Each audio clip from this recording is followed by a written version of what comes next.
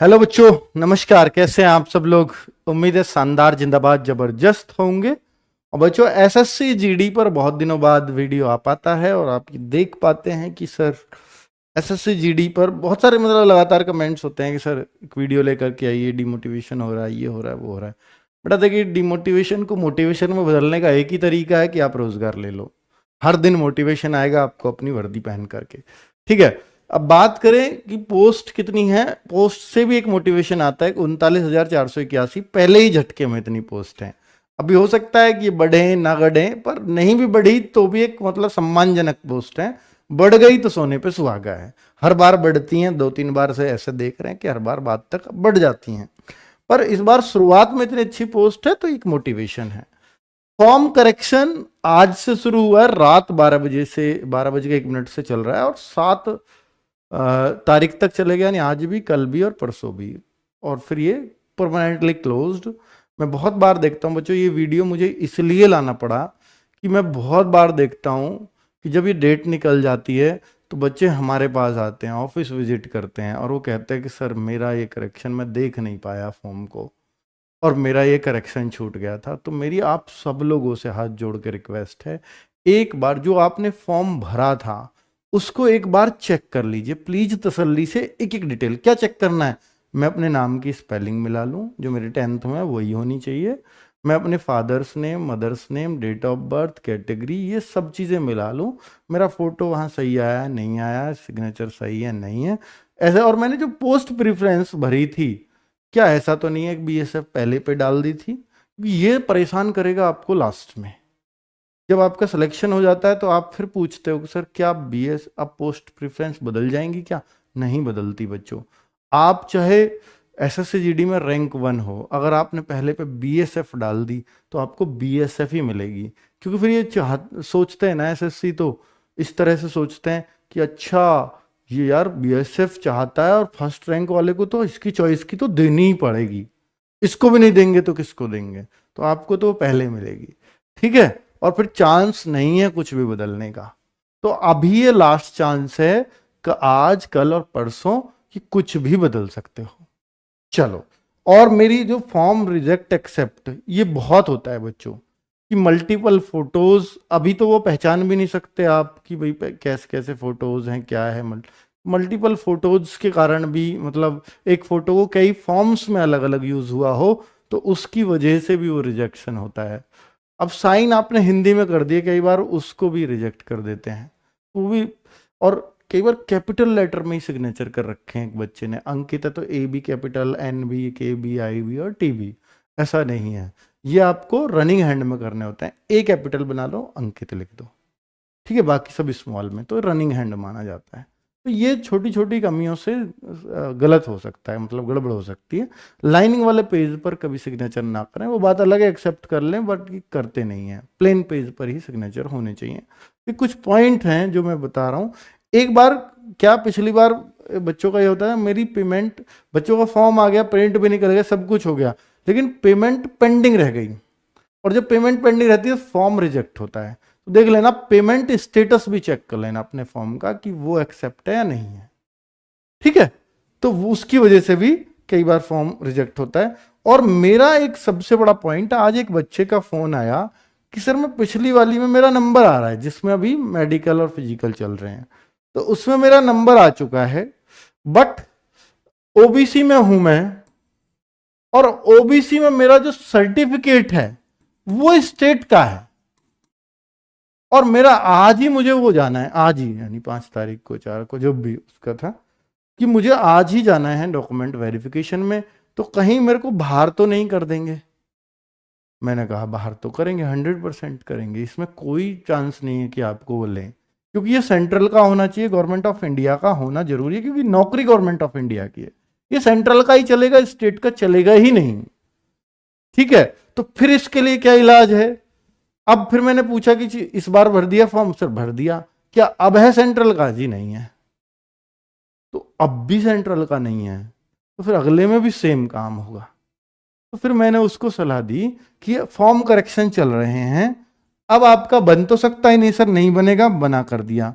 5 से 7 तक form correction है, देखिए इस सलाह को सुनिए और औरों को भी दीजिएगा अगर पता हो तो आप एक काम करिए कि आपने ओबीसी भर रखा था ना, उस ओबीसी को हटाइए और जनरल कैटेगरी में डाल दीजिए अपना नाम। ईडब्ल्यूएस भी नहीं, जनरल में अपना कैटेगरी चेंज कर दीजिए ओबीसी से जनरल में। क्योंकि अब क्या हो गया, पहले क्या होता था कि अगर आपका ओबीसी सर्टिफिकेट नहीं है आपके पास तो जनरली में ऑटोमेटिक काउंट कर लेते थे।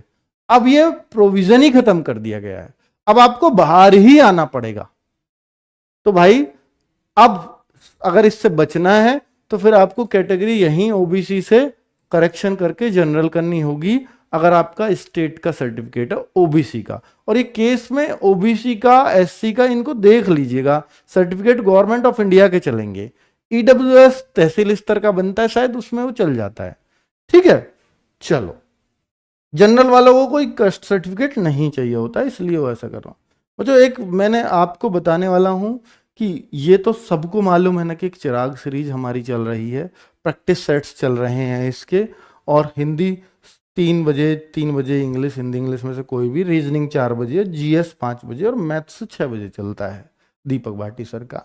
तो भाई साहब ये क्लासेस मैं ये कह रहा हूं कि जो बच्चे पिछली बार सेलेक्ट हुए हैं, वो जिन्होंने बैच नहीं लिया था, वो आपको सीरीज का नाम लेते हुए जरूर नजर आ जाएंगे। सर प्रैक्टिस सेट्स जरूर करे थे मैंने, तो भाई साहब इनको जरूर ले लेना। मेरी आपसे रिक्वेस्ट है, अगर आप अपनी तैयारी अच्छी मानते हो और ये मानते हो कि मुझे और अच्छी करनी है, तो प्रैक्टिस सेट्स में एक से एक धुरंधर टीचर है, तो इन टीचर्स की क्लास जरूर जरूर लेनी है, प्रैक्टिस सेट जरूर जरूर करना है। ये यूट्यूब पे चल रहा है। देखिए मेरे को क्या है कि अगर आप नहीं लोगे, बच्चे तो बहुत आ रहे हैं, तब भी बहुत आ रहे हैं, लाइव वॉचिंग तब भी बहुत है, तो नहीं भी लोगे तो भी कोई बहुत फर्क नहीं पड़ना। पर मैं एक सिलेक्शन का एक निशानी बता रहा हूं आपको कि ये अगर लेते हो तो आपको सिलेक्शन लेने में आसानी हो जाएगी, क्योंकि टीचर्स अपने अनुभव से, और वही टीचर्स हैं जो हर बार कराते हैं, तो अपने अनुभव से बहुत कुछ सीखता है टीचर भी। क्या लेटेस्ट प्रश्न है, क्या बनाना है, क्या एक्सपेक्टेड प्रश्न डाल सकता हूं, तो आप देखोगे इन प्रैक्टिस सेट से ही आपको क्वेश्चन मिल रहे होंगे। पिछली बार उतने प्रैक्टिस सेट नहीं करा पाए थे, इस बार समय बहुत मिला तो हम प्रैक्टिस सेट्स खूब करा पा रहे हैं।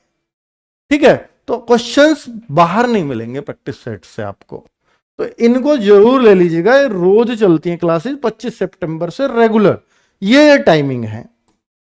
चलो, और हाँ अभी जो चल रही होगी 4 बजे वाली चल रही होगी रीजनिंग की, राहुल शर्मा सर की। ये नाराज हो रहे होंगे, सर आप मेरे टाइम पे आ गए, मेरे बच्चे इधर आ जाएंगे क्लास देखने, है ना। चलो, तो कुल मिलाकर के 5 नवंबर से 7 नवंबर ये डेट ऑफिशियल दी हुई है, और इसके लिए लेटर भी जारी किया है ताकि बच्चे भूले ना। 1 नवंबर को लेटर आया कि भैया 5 नवंबर से रात के 12:01 से और 7 नवंबर 11 बजे तक रात करेक्शन कर सकते हो। फिर मत कहना कि हमें चांस नहीं दिया। करेक्शन के लिए आपको उन्होंने बताया नहीं बताया, मैं बता देता हूं। करेक्शन के लिए जो फीस है वो भी लगती है, तो फीस बता दूं तो करेक्शन आप 2 टाइम सबमिट कर सकते हो। करेक्शन 2 टाइम कैसे कि एक बार करेक्शन कर दिया, चाहे एक में, ये नहीं है कि एक ही करेक्शन कर सकते, नहीं, आप 3-4 करेक्शन कर लो, आपको जो जो करना है सबमिट करने से पहले। सबमिट अगर कर दिया तो 1 टाइम माना जाएगा। सब कुछ देख के, सब कुछ देख के सब बढ़िया है जी, एकदम फर्स्ट क्लास है, कर दिया जी सबमिट।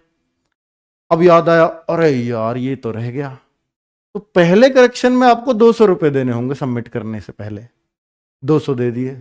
अब याद आया, अरे यार ये तो रह गया, अब 500 दे दो, करेक्शन कर दो। फिर आपका फिर कर दिया गलती, सबमिट करके दोबारा भी, अब फिर निकाला प्रिंट, अरे यार ये भी रह गया, अब नहीं कर सकते आप। 2 टाइम ही कर सकते हो मैक्सिमम, 1 टाइम में करेक्शन जितने करने कर लो। ठीक है, तो ये बात समझानी थी मुझे, 200 और 500 रुपए वाली कब कब कैसे कैसे देने हैं। बच्चा सोचता है कि एक करेक्शन का 200 रुपया, दूसरे करेक्शन का 500, तीसरा कर ही नहीं सकते, ऐसा नहीं है। करेक्शन कितने भी कर सकते हो एक बार में। चलो, अब दूसरी बात अगर बताऊं कि भाई साहब ये जो है ना, आपको करेक्शन के लिए अपना लॉगिन करना पड़ेगा। रजिस्ट्रेशन नंबर आपको मालूम ही होगा, पासवर्ड आपको मालूम होगा, और ये कैप्चा यहां से देख के डालना पड़ता है, कॉपी करके, और लॉगिन कर दीजिए। लॉगिन करने से कुछ ऐसा आपका फॉर्म वॉर्म खुल जाएगा, और इसमें आप क्या हो सर कैटेगरी चेंज नहीं हो सकती, मैं भी मानता हूं, तो एक ओटीआर किया होगा आपने, क्योंकि कैटेगरी मांगते हैं ओटीआर में, ये बेसिक इंफॉर्मेशन है। तो बेसिक इंफॉर्मेशन जो डायरेक्टली यहां चेंज नहीं हो रही है तो ओटीआर में करेक्शन करना पड़ेगा आपको, ओटीआर में भी करेक्शन कर सकते हो, तब शायद यहां पर वही आ जाएगा जो ओटीआर में आपने डाला हुआ होगा। ठीक है, तो उसका प्रोसेस इस तरह से पड़ेगा। तो वही आपको उम्मीद है मेरी बात समझ में आ गई होगी, और ऐसे ओके सक्सेसफुल ऐसे कुछ लिखा हुआ आएगा। ठीक है, और आपका करेक्शन चेंज हो जाएगा। आप पोस्ट प्रेफरेंस वगैरह अभी तो कुछ भी बदल सकते हो, पर ये एक टाइम है, उसके बाद कुछ नहीं हो सकता। भाई साहब आपको जो करना है करेक्शन प्लीज कर लीजिए, और चेक कर लीजिए एक बार फॉर्म, क्योंकि करेक्शन कोई करता नहीं है, ये हो जाता है और फिर बाद में बोलते हो नेट वाले ने कर दिया। और मुझे भी पता है नेट वाला ही आपका फॉर्म भरता है, पर उसको कोई फर्क नहीं पड़ने वाला, उसको जो पैसे बनने थे वो बन चुके हैं। तो भाई साहब अब ये आपकी गलती है अगर आप चेक नहीं कर रहे हो, मैंने स्पेशली वीडियो इसलिए बनाया है। ठीक है, चल ओके, नमस्कार, धन्यवाद बच्चों।